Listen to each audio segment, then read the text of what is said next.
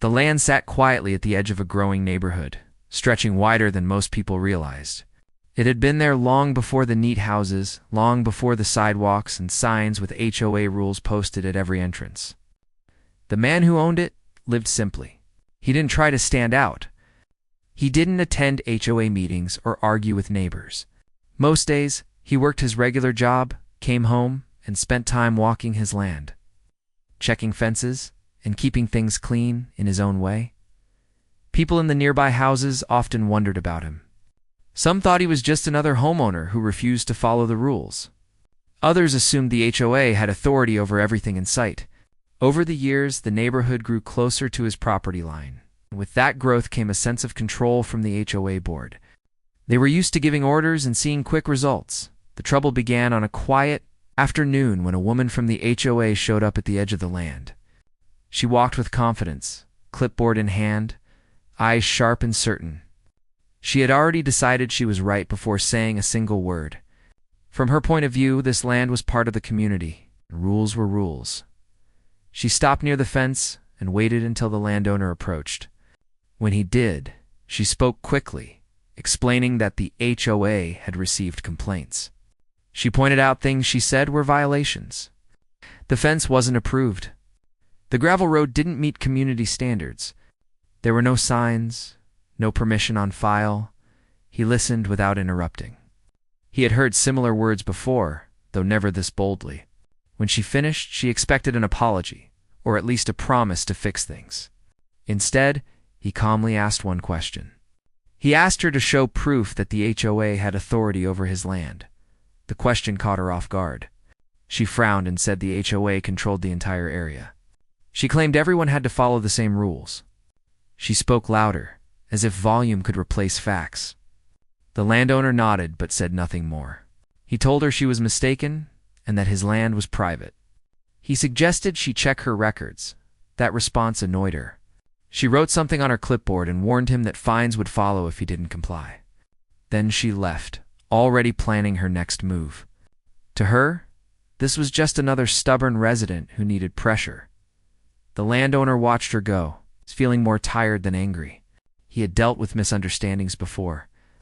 He knew exactly where his property lines were and what rights came with them. He also knew that once an HOA believed it had power, it rarely backed down easily. A few days later, the first letter arrived. It was formal, printed on official paper, listing violations and deadlines. The tone was strict and final. It demanded changes and hinted at penalties. He read it carefully, then placed it in a folder with other documents he had kept for years. Old deeds, survey maps, legal records passed down through family and purchases made the right way. Around the neighborhood, rumors started spreading. Some neighbors said the landowner was being difficult. Others said the HOA was going too far. People whispered during walks and glanced toward the land as if it were suddenly dangerous or illegal. The land itself hadn't changed, but the mood around it had. The HOA woman returned, this time with another board member.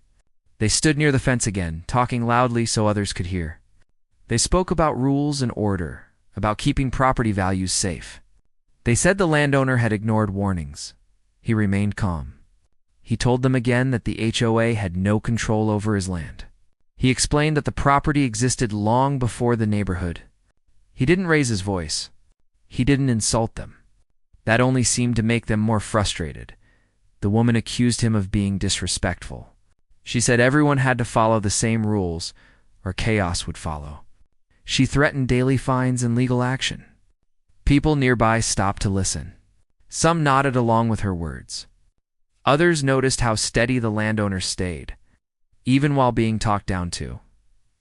After they left, the landowner stood alone, looking over the open space that meant so much to him. This land wasn't just property. It was history. It was security. It was something he had protected carefully. Knowing how easily misunderstandings could turn into battles, that evening he reviewed his documents again. The lines were clear. The boundaries were undeniable. The HOA's authority stopped well before his fence. Still, he knew logic alone might not stop what was coming. More letters followed. Notices were posted near the entrance of the land. The HOA woman spoke openly at meetings, claiming victory before any real decision had been made. She told others the landowner would soon comply or be forced to. Neighbors began choosing sides. Some avoided him. Others quietly expressed support, saying the HOA had become too aggressive. The landowner kept going about his life, refusing to be drawn into public arguments. He believed the truth would matter when the right time came. One morning, he noticed markers placed near his road. Small flags pushed into the ground by someone who clearly hadn't asked permission. That was the moment he knew the HOA was crossing a line. Not just talking now, but acting. He removed the markers and documented everything. Photos, dates, times. He stayed methodical, not emotional. He knew that reacting the wrong way could be used against him later. The HOA woman didn't expect resistance backed by patience. She expected fear or anger. What she got instead was silence and preparation, and that unsettled her more than she realized. As the days passed, tension settled over the neighborhood. What started as a simple warning had grown into something bigger. A quiet landowner and a confident HOA were now on a path neither could easily step away from. The land remained unchanged, stretching quietly under the open sky. But beneath that calm surface, a storm was building, and the woman who thought she controlled everything had no idea who truly owned the ground she stood on. The next week felt heavier than the one before. The landowner noticed it in small ways. People who used to nod or wave now looked away. Cars slowed near his fence, as if curiosity had turned into judgment. The HOA woman had been busy, and her words were spreading faster than facts. Another letter arrived, thicker this time. Inside were more warnings, longer explanations, and a clear threat of fines starting soon. The paper spoke as if everything had already been decided. There was no room for discussion, no question about authority. It was written to pressure, not to understand. He didn't tear it up or throw it away. He placed it in the same folder as the others. He believed records mattered. He believed patience mattered even more. That evening, he walked the length of his land. The fence line was steady, the road unchanged. Nothing about the place looked out of order to him. It was simple and clean, just not polished in the way the HOA preferred. He paused near the far end, where the neighborhood almost touched his boundary, and listened to voices drifting from nearby homes. People were talking about him. Not directly, but enough for him to know. Someone said the HOA was protecting property values. Someone else said rules were rules. Another voice questioned whether the HOA even had the right. That one sounded unsure, quickly drowned out by louder opinions. 2 days later, the HOA woman showed up again. This time she didn't come alone. A small group followed her, clipboards and folders in hand, standing just outside the fence. She spoke like she was giving a presentation, pointing at the land. Listing problems that didn't exist, the landowner stepped forward and asked them all to stop. He said calmly that they were standing near private property and that he did not give permission for inspections. His voice was steady, but firm. The woman smiled in a tight way and said inspections were allowed under HOA rules. She claimed she had every right to be there. She even suggested he was hiding something. That was when he spoke more clearly. He told them the HOA had no authority over his land. He told them again that the property was never part of the community agreement. He didn't argue. He stated facts. She brushed it off and said the board would decide. Then she turned and walked away, confident that pressure would win. Later that day, a notice appeared on a community board near the entrance of the neighborhood. It mentioned enforcement action against a non-compliant property owner. It didn't mention names, but everyone knew who it was about. The message was clear. The HOA wanted public support. Some neighbors felt uncomfortable. One older man stopped by the fence and quietly asked if everything was okay. The landowner explained the situation without anger. He showed him the property map. The neighbor frowned, clearly surprised, and said he didn't know the land was separate. That conversation mattered more than the landowner admitted. It reminded him that not everyone believed the HOA without question, but the pressure continued. Warning tags appeared tied to the fence one morning. Bright colors meant to shame and alarm.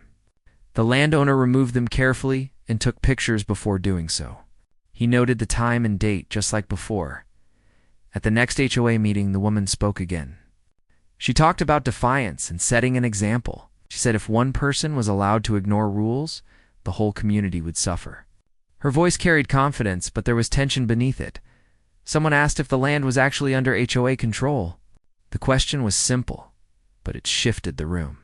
The woman responded quickly, saying it was being reviewed. She avoided details. Meanwhile, the landowner made a decision. He contacted a legal office, not to start a fight, but to prepare for one. He laid out every document he had. Deeds, surveys, tax records. The answer he received was clear. The HOA had no authority over his land. Not now. Not ever. He didn't rush to share this.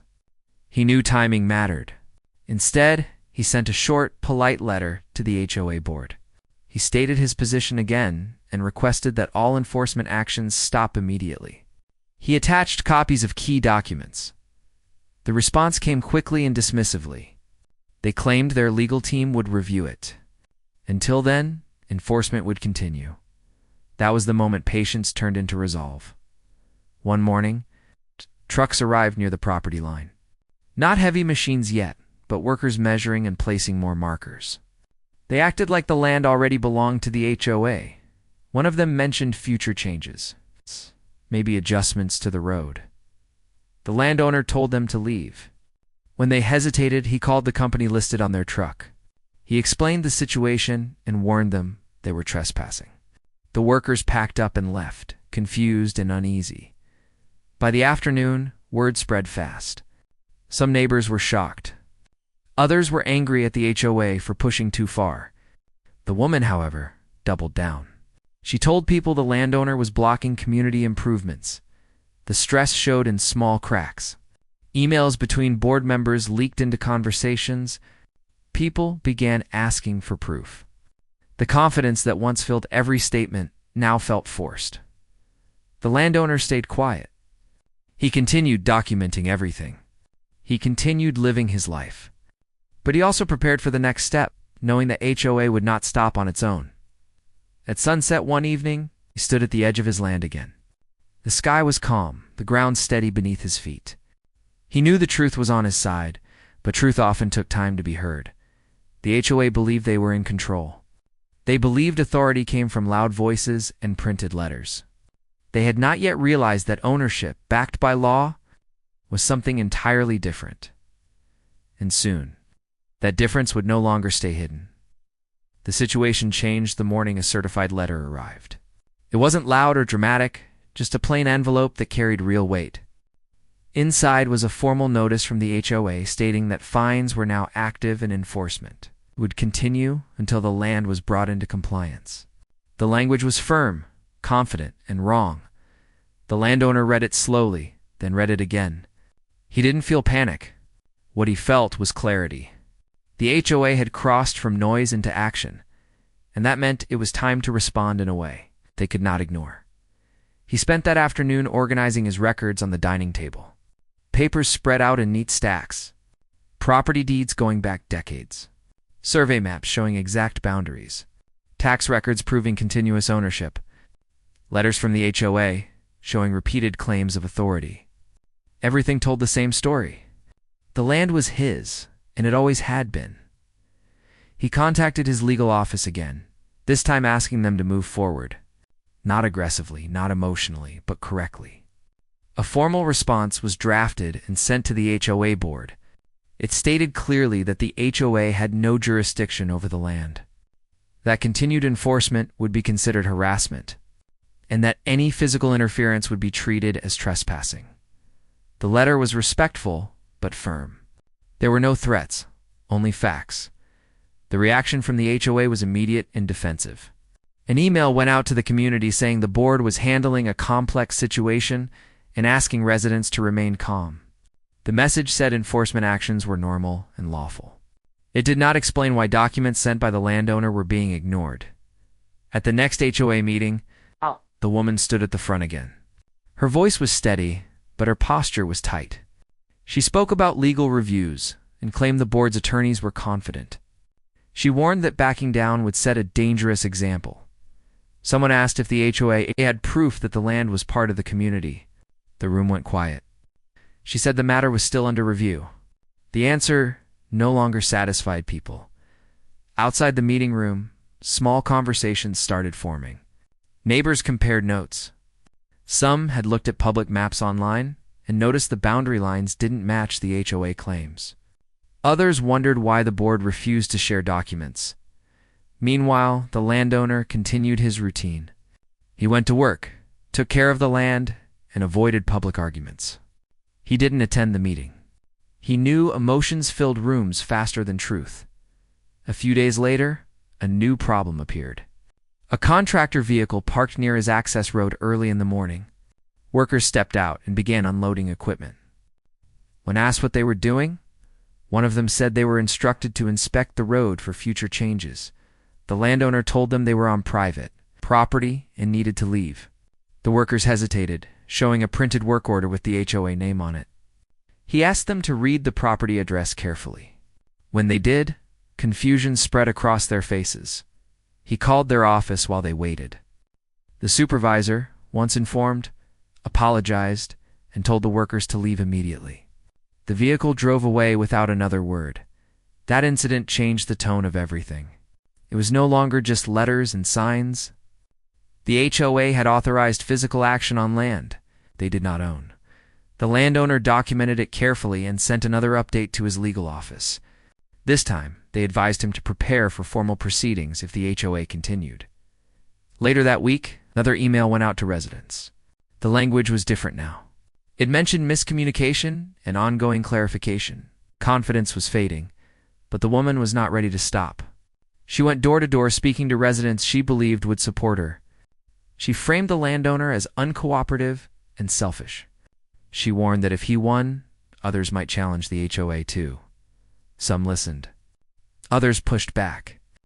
They asked why the HOA was spending money on something that might not even belong to them. Tension spread into everyday life. Friendly gatherings felt awkward. Conversations stopped when certain people walked by. The neighborhood, once quiet, felt divided. The landowner noticed the shift, but stayed focused. He wasn't fighting neighbors. He was standing on facts. One afternoon, he received a call from someone on the HOA board. The tone was polite but strained. They asked if he would consider a compromise. He asked what kind. The suggestion was simple. They wanted him to follow some rules voluntarily, just to keep peace. No admission of authority, just cooperation. He declined calmly. He said compromise only worked when both sides respected the truth. He would not accept rules from a group that had no legal claim. That answer didn't please them, but it was honest. Days later, a legal notice arrived from the HOA's attorney. It claimed the land fell under implied authority due to proximity and usage. The argument was thin, but it showed they were doubling down. His legal team responded quickly. They pointed out errors, cited laws, and included certified copies of surveys. The reply ended with a clear warning that continued action would expose the HOA to serious liability. The back and forth lasted weeks. Each exchange weakened the HOA's position. Their claims grew shorter. Their tone grew cautious. Neighbors began to notice changes. The woman spoke less at meetings. Board members avoided eye contact. Questions were no longer shut down. One evening, the landowner found a notice posted near his fence again. This time, it was different. It announced a temporary pause on enforcement pending review. He removed it and documented it like all the others.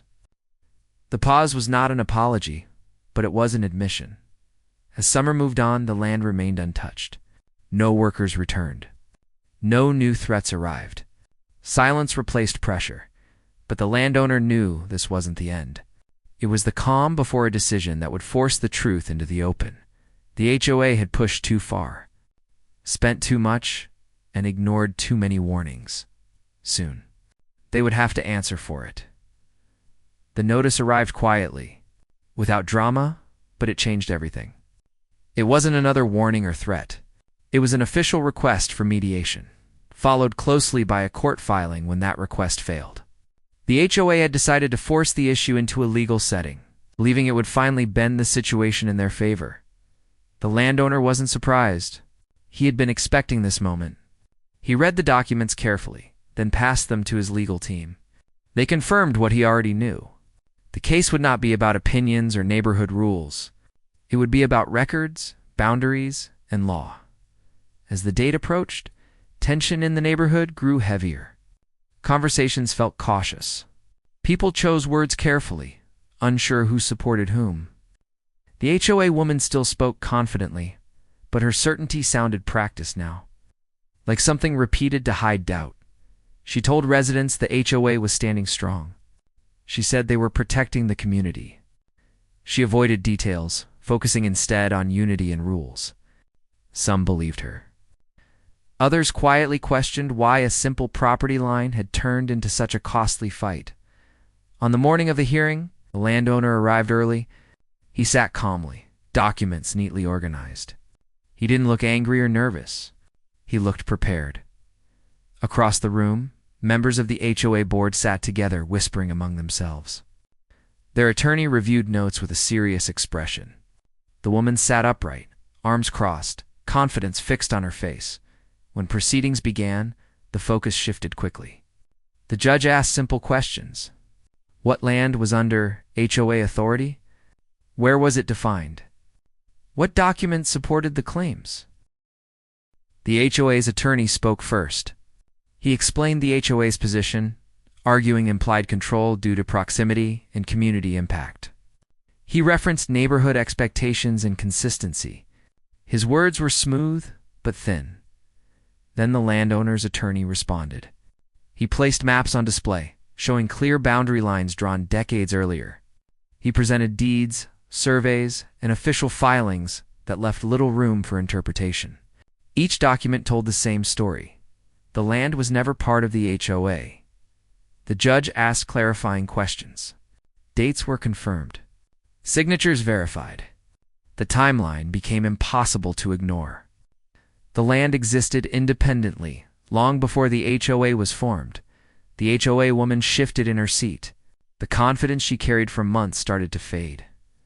The judge then addressed the enforcement actions, letters, notices, physical inspections, contractor visits.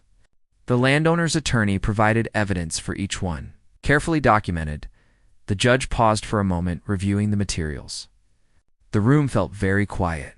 When he spoke again, his tone was firm.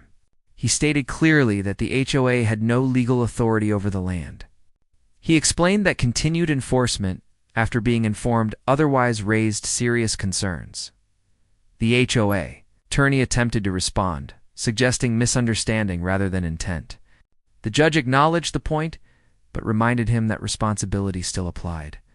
The woman's face tightened. She stared forward, jaw set, as if refusing to accept what was happening. The judge issued a preliminary ruling.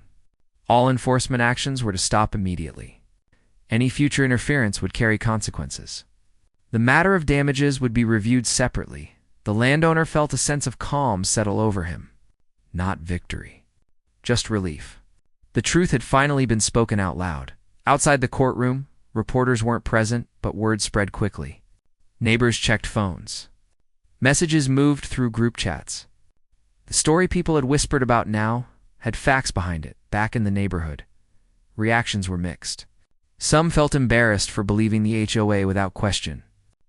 Others felt angry about wasted money and misplaced authority. The HOA woman called an emergency board meeting that evening. Voices were raised. Questions flew. How had this happened? Why weren't documents checked sooner? Who approved the contractor visits? Responsibility shifted from vague confidence to uncomfortable accountability. The landowner stayed out of it. He returned to his routine, tending the land, enjoying the quiet space that had caused so much noise. Days later, an official notice was mailed to all residents. It acknowledged the court's decision and stated that the land in question was not under HOA control. The wording was careful, but the meaning was clear. The woman avoided public appearances after that. When she did attend meetings, she spoke less. Her tone had changed. The certainty that once drove her actions had been replaced with restraint. Neighbors began stopping by again. Some apologized. Others asked questions, genuinely curious about how property rights worked. The landowner answered when he could, without judgment. The legal process wasn't finished yet. The issue of costs and damages still remained. But the biggest battle had been decided. One evening, the landowner walked the full length of his property as the sun dipped low. The land felt the same as it always had, steady and open. But the air felt lighter. He thought about how easily power could blind people, how confidence, when unchecked, could turn into harm. He also thought about patience, how quiet preparation often mattered more than loud resistance. Inside the HOA, things were changing. Board members questioned leadership. Budgets were reviewed more closely. Rules were reconsidered. The idea that the HOA could act without limits had been shaken. The woman who once led the charge now faced scrutiny, not from one person, but from many. Her authority had depended on being unquestioned. That foundation was gone. The landowner didn't celebrate. He didn't post signs or make statements. He simply continued living his life. But everyone around him understood. Something new. The land was never theirs to control. And the price of forgetting that was still coming. The final stage moved slower than the fight itself. Once the ruling was made public, the noise settled into a low hum of questions, paperwork, and quiet regret. The neighborhood didn't feel the same anymore. What had once been confidence in the HOA turned into careful distance. The issue of costs and responsibility could not be avoided. The court scheduled a follow-up to review damages caused by the enforcement actions. The landowner prepared again, just as he always had. He didn't exaggerate. He didn't dramatize. He simply showed what had happened. There were records of signs placed without permission, photos of markers pushed into the ground, emails showing repeated warnings even after proof was provided, bills from legal consultations that should never have been needed in the first place. Each detail added weight, not through emotion, but through clarity. The HOA's side looked different now.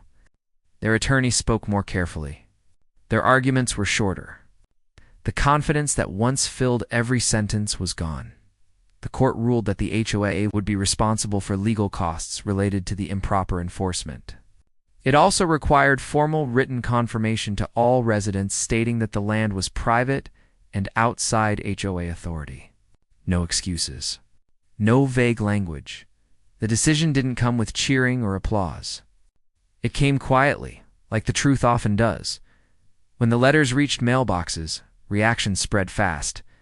Some residents were angry, not at the landowner, but at the board. They wanted to know how much money had been wasted. They wanted to know why warnings had been ignored. Meetings became tense. Attendance dropped at first, then surged. People who never spoke before now asked hard questions. Financial reports were requested.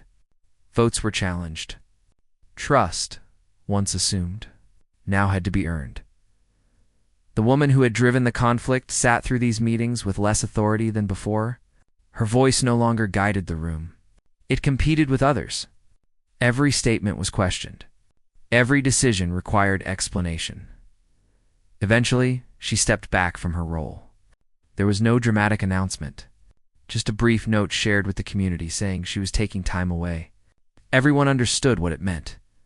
New board members were chosen.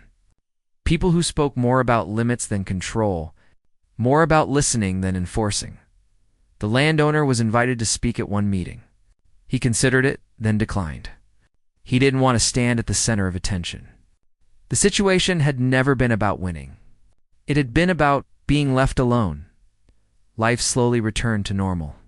Cars stopped slowing near his fence. Neighbors waved again.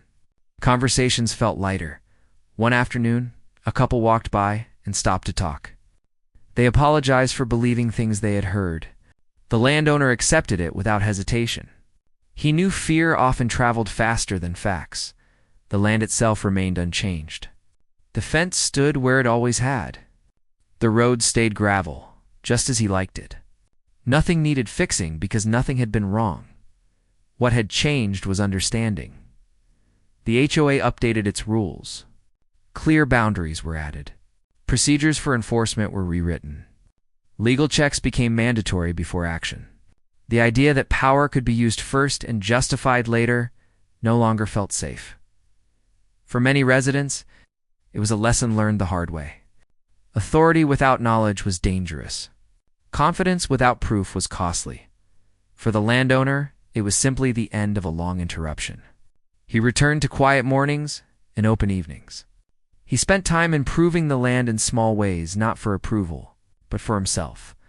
Sometimes he thought back to the first warning, the clipboard, the raised voice, the certainty that had started everything. He didn't feel anger anymore, just a calm understanding of how easily things could go wrong when people forgot to ask questions. The neighborhood moved forward, a little wiser. Conversations about rules sounded different now. People asked where authority came from instead of assuming it. The landowner never posted signs declaring ownership. He didn't need to. The truth had been established where it mattered. Months later, during a community cleanup day, someone asked if he wanted to participate. He smiled and said he'd help in his own way. He brought water for volunteers and quietly fixed a broken fence along the edge of his land. It felt right. The story didn't end with punishment or celebration. It ended with balance. The HOA paid the price, not just in money, but in trust and humility. The landowner paid nothing except time and patience, and the land stayed exactly where it had always been, steady beneath open sky. Owned by someone who never forgot what truly mattered. Time passed in a way that felt almost too quiet after everything that had happened. The landowner noticed it first in the mornings. No letters in the mailbox that made his chest tighten. No new notices tied to the fence. No strangers walking the edge of his road with clipboards. Just silence, the normal kind. The kind he had before the trouble ever began. For a while, he wondered if this calm would last. The HOA had changed on paper, but people were still people. Old habits took time to fade. New board members talked about transparency and respect, but the shadow of the past lingered. A few months after the final ruling, a new issue surfaced. It didn't come from the board directly. It came from a small group of residents who believed the HOA had become too weak. They felt embarrassed by the loss. They felt the community had been made to look foolish. Instead of pushing openly, they whispered. They talked about fixing mistakes and regaining control. They questioned why the landowner was allowed to live differently. They said fairness meant everyone following the same rules. The landowner heard about this slowly. Through casual conversations and careful warnings from neighbors who trusted him, he listened without reacting. He had learned that not every problem needed a response, but the talk didn't stay quiet for long. One afternoon, he received a polite request from the HOA. It asked if he would be willing to attend a meeting to clarify expectations moving forward. The wording was careful, almost gentle. He considered ignoring it. He had no obligation to attend. But something told him this meeting mattered, not for rules, but for the future tone of the community. He agreed. The meeting room felt different than before. No raised voices. No confident speeches. Just cautious faces and folded hands. The new board sat at the front, papers neatly arranged. A few familiar residents filled the chairs. The chairperson opened by acknowledging the past mistakes. It wasn't a full apology, but it wasn't denial either. They spoke about moving forward and rebuilding trust. Then the conversation shifted. Someone suggested creating voluntary guidelines for nearby landowners, including him. They claimed it would help maintain harmony. The landowner listened carefully. When it was his turn to speak, he stood slowly and faced the room. He spoke simply. He said he respected his neighbors and had never tried to disrupt the community. He said he valued peace more than pride. But he also said something else. He said voluntary rules were only voluntary when pressure was absent.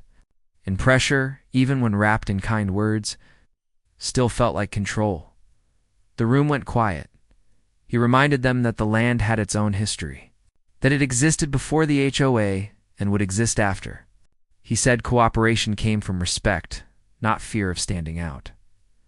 Some nodded. Others looked uncomfortable. The meeting ended without decisions, but something important had happened.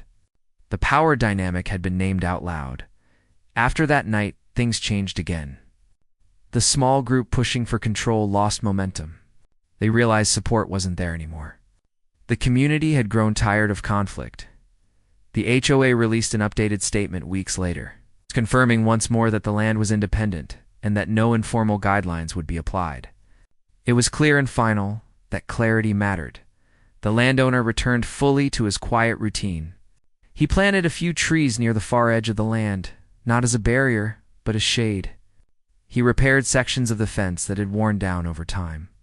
He did these things slowly, thoughtfully. Neighbors passed by and stopped to talk. The conversations were no longer about rules or authority. They were about weather, work, and everyday life. One evening, a young family moved into a nearby home. They were unsure about the land at first, having heard pieces of the old story. The landowner took time to explain calmly, showing them the boundary markers and maps.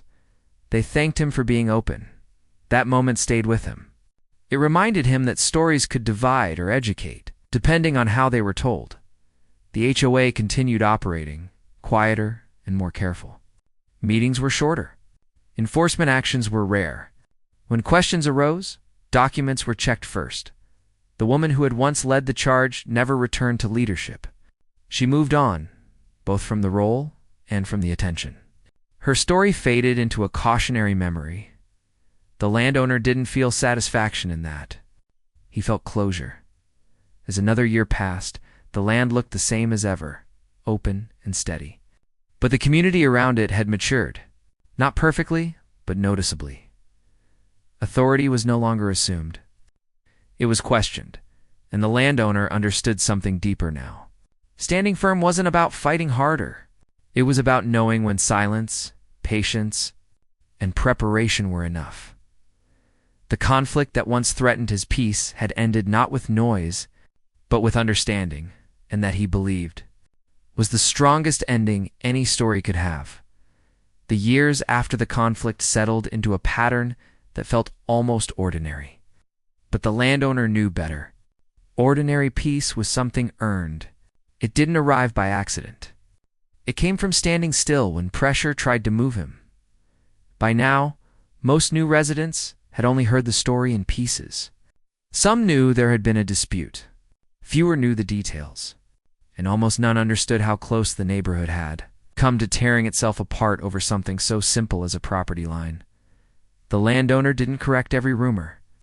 He let time do that work. Time had a way of smoothing sharp edges and exposing exaggeration. The HOA continued under its new structure. Meetings were smaller, quieter, and far more focused. The board talked more about maintenance than enforcement. When someone complained, the first response was to check records, not issue warnings. That change didn't come from rules alone. It came from memory. No one wanted to repeat what had happened. One spring morning, the landowner noticed surveyors near the main road of the neighborhood. They were clearly working for the city, not the HOA, curious but calm. He walked over and asked what was happening. They explained there were plans to improve drainage in the area. The project would involve nearby public land and parts of the road leading toward the neighborhood. The landowner listened carefully and asked one simple question. Would any of the work touch his property? The surveyor checked the map and shook his head. No, it wouldn't. That answer mattered more than it might seem.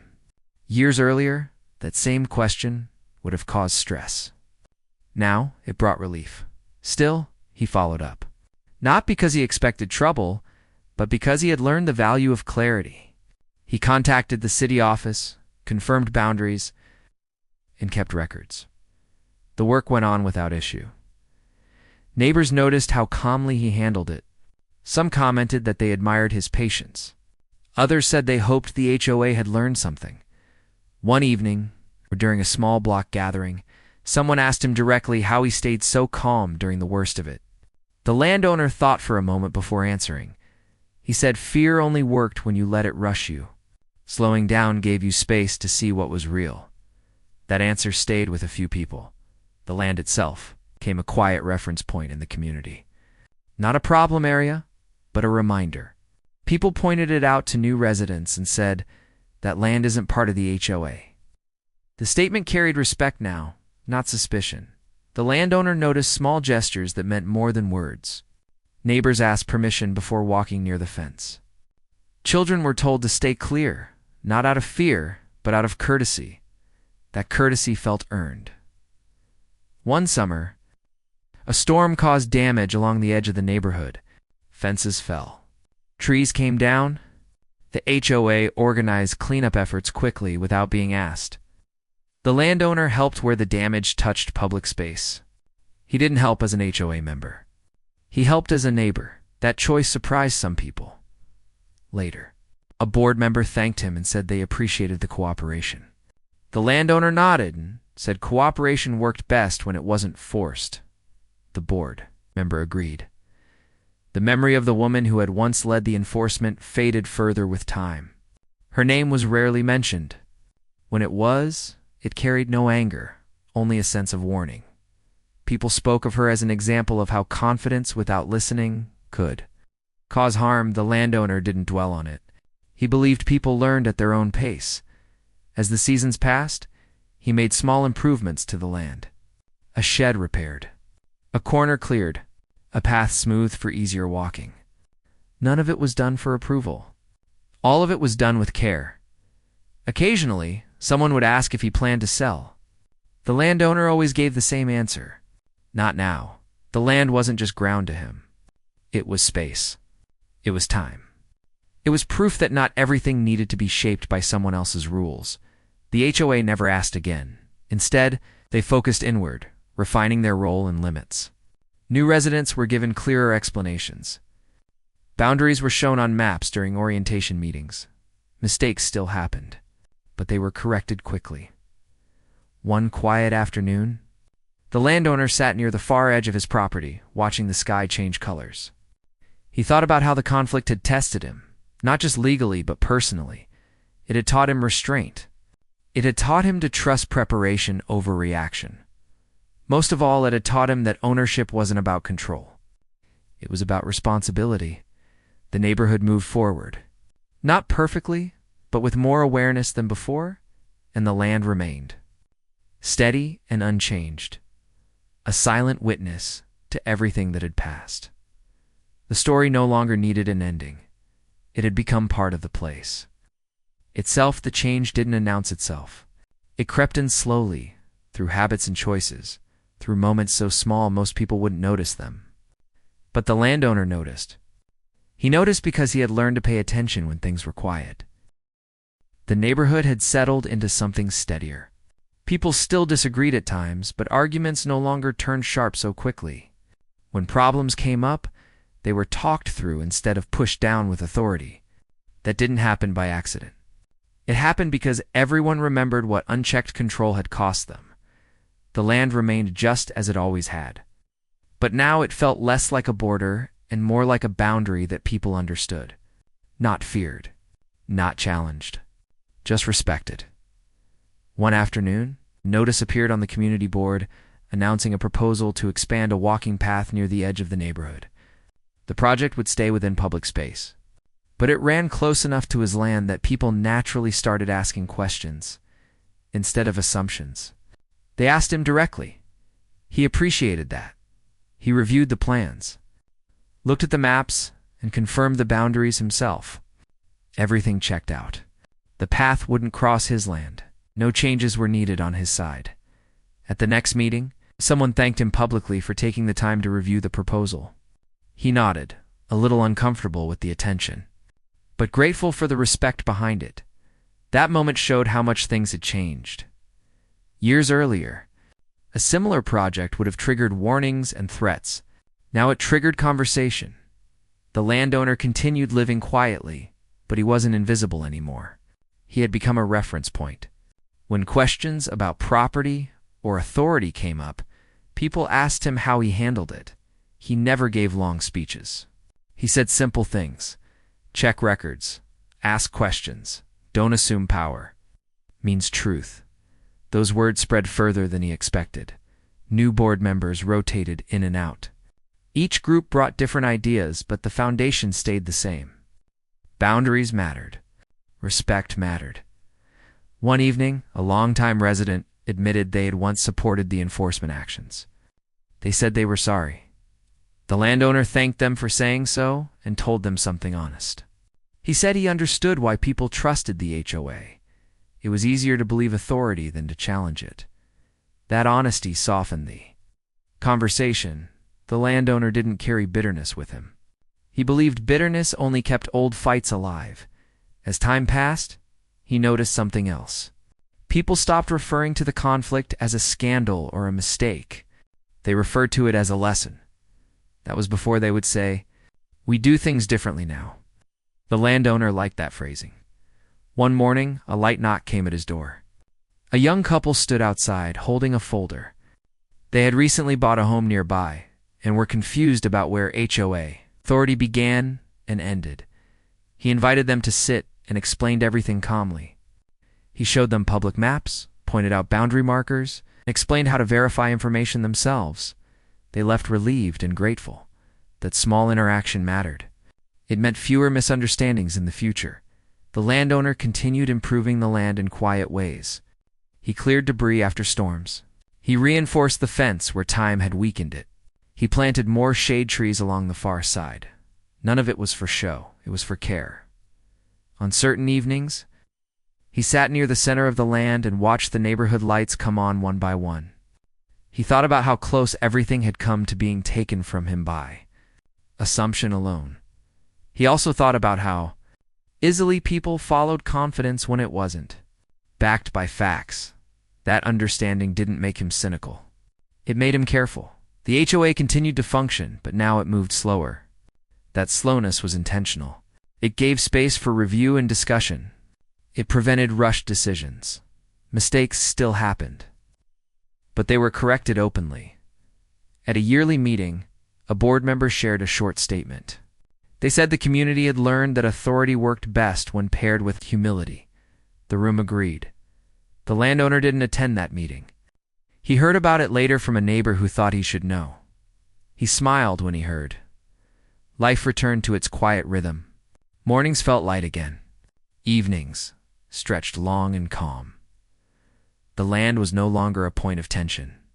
It was simply land, and yet it carried meaning. It stood as proof that standing firm didn't require loud voices. That preparation mattered more than confrontation. That patience could outlast pressure. The landowner never wrote his story down. He didn't need to. The place itself held it. People remembered. And because they remembered, they behaved differently. That was enough.